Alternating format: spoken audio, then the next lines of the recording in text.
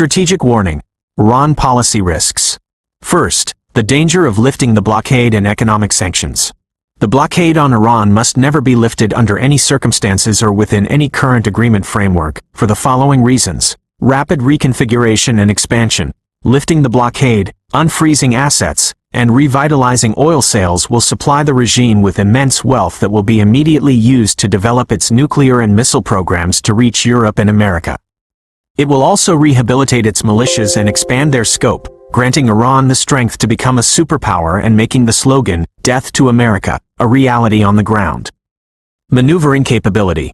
Recent history proves that any ceasefire or pause in confrontation is quickly exploited to rebuild military power. Iran managed to develop drones, missiles, and various weaponry even under severe blockade conditions. What then if America lifts the blockade, allows oil sales, and unfreezes funds? Iran would become one of the wealthiest countries in the world with massive resources to rearm and establish more militias worldwide. Geostrategic dimensions. Iran does not act alone globally. It works together with major powers like Russia and China, with Iran acting as the tip of the spear in a project aimed at expelling the United States from the Middle East and North Africa. It seeks to control critical maritime choke points, the Strait of Hormuz, Bab al-Mandab, the Suez Canal, the Strait of Malacca, and the Strait of Gibraltar, to control global navigation and energy supplies, before moving to oust America from Africa, Europe, and Central Asia. Second, the current goals of Iranian policy and the alliance with the Muslim Brotherhood. The continuation of Iran's current policy rests on crucial pillars. Objectives of current Iranian policy. Iran aims directly to expel America from the Middle East, deploy and expand militias across the region and the world to dominate it, and create a reality where regional states fear Iran's rising power and turn into its allies instead of aligning with America. Alliance with the Muslim Brotherhood. Iran does not work alone on the global stage. The Muslim Brotherhood is considered an ally to Iran or part of the Islamic Revolutionary Guard Corps, IRGC. The Muslim Brotherhood in the Middle East is an integral part of the IRGC, and groups like Hamas are all the same. Penetration and political influence in the US and Europe. Iranian allies within the Muslim Brotherhood push their members to penetrate American and Western political systems. They advance candidates to reach decision-making centers within the US administration and European governments, such as Zoran Mamdani, Rashida Tlaib, Abdul El Sayed, Ilhan Omar, the mayor of London Sadiq Khan, and many others, to manipulate American and European decision-making. Third, assessment of Vice President J.D. Vance's approach and current diplomacy.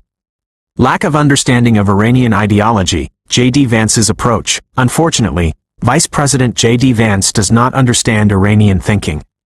He believes that if you treat Iran nicely, Iran will be nice in return.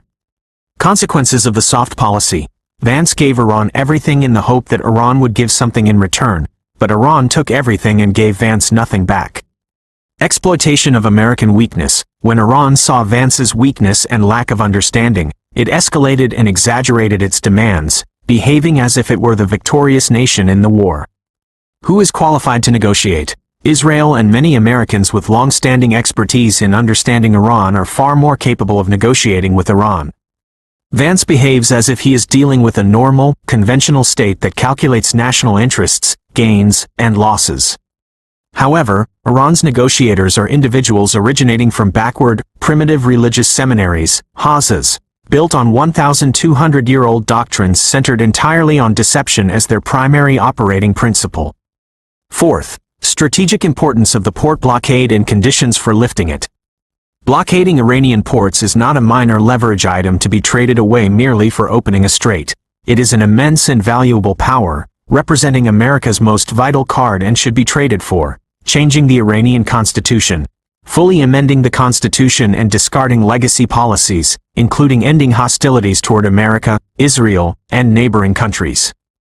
Eliminating hostile chants and rhetoric. Removing and prohibiting slogans and chants such as "Death to America" and "Death to Israel."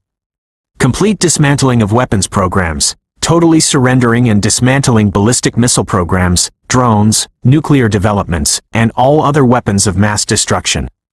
Dismantling militia networks, permanently dissolving all Iranian-backed proxy militias and terminating every form of military, financial, and logistical support.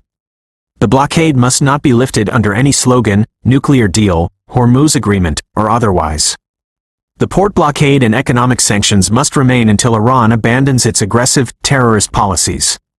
Lifting the blockade and economic sanctions on Iran would be the single greatest strategic error America could make, forfeiting its primary card for taming and managing Iran.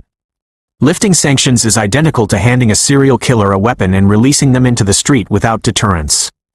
Iran's current rulers are like ISIS, Daesh. They acknowledge no restraint and do not distinguish right from wrong. Fifth, recommended alternative strategies. To avoid a catastrophic strategic mistake, America should adopt one of the following strategic paths. Option 1, maintaining the status quo. Maintain the current stance to keep Iran weak without money or weapons, applying the mowing the lawn strategy every few months through targeted operations. Option 2, toppling the regime, arm and support Iranian opposition groups to overthrow the regime from within. Option 3, gradual conditional change, require Iran to alter its constitution and abandon its current policies as a prerequisite for gradually restoring its rights. Should this option fail, immediately revert to full blockades, sanctions, and arming the opposition to collapse the regime.